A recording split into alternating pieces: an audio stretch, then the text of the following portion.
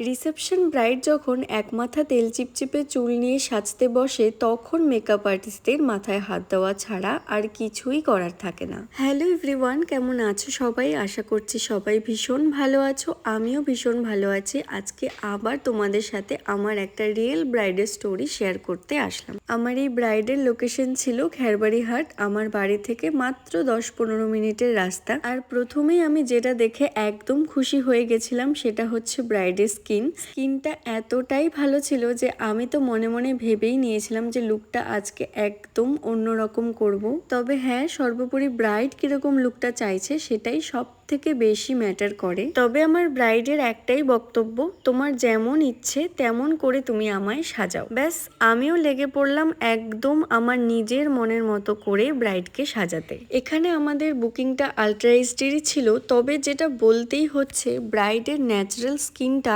এতটাই সুন্দর ছিল যে আমার মনে হচ্ছিল যেন বাটারের ওপর আমি কাজ করছি। এতটাই সুন্দরভাবে ব্লেন্ডিংটা হচ্ছিল যে কাজ করতেও আমার ভীষণ মজা লাগছিল।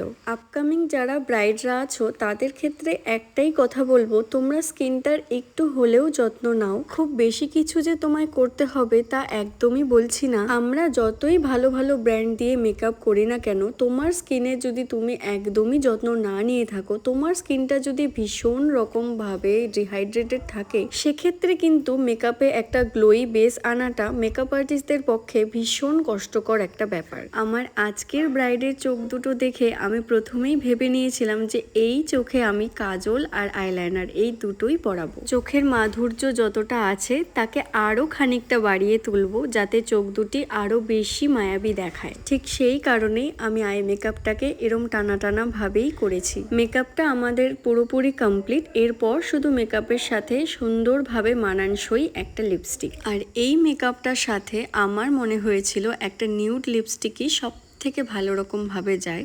সেই কারণে আমি আর ব্রাইড আমাদের দুজনেরই চয়েস ছিল একটা সুন্দর নিউড কালারের লিপস্টিক। আর এরপর আমরা যেটা করেছিলাম, লিপস্টিকটার ওপর আমরা একটা লিপ গ্লস ইউজ করেছি। আমার মনে হয়েছিল লিপ গ্লসটা লুকটাকে আরো সুন্দরভাবে প্রেজেন্ট করবে। আমার ফোনের ক্যামেরায় তোমরা কতটা বুঝতে পারছো জানি না, তবে বেসটা প্রচন্ড গ্লোই হয়েছিল।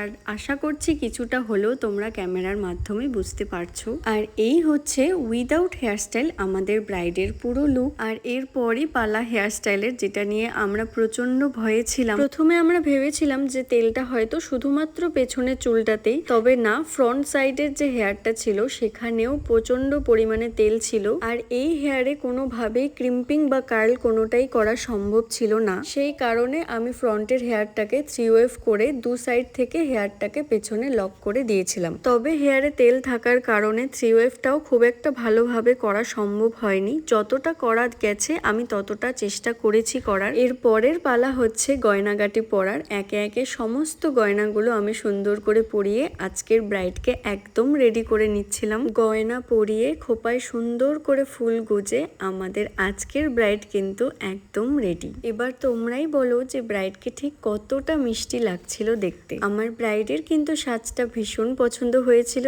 আর তোমরাও কিন্তু অবশ্যই কমেন্ট করে জানিও যে লুকটা তোমাদের কিরকম লাগলো। ভিডিওটা ভালো লাগলে লাইক, কমেন্ট এবং শেয়ার করতে কিন্তু একেবারেই ভুলো না। আর আমাদের ক্লাস ডিটেলস এবং ব্রাইডাল বুকিং সংক্রান্ত যে কোনো ইনকোয়ারির জন্য আমাদের অফিসিয়াল নাম্বার 8597120357 এই নাম্বারে কল বা হোয়াটসঅ্যাপ করে তোমরা অবশ্যই জেনে নিতে পারো।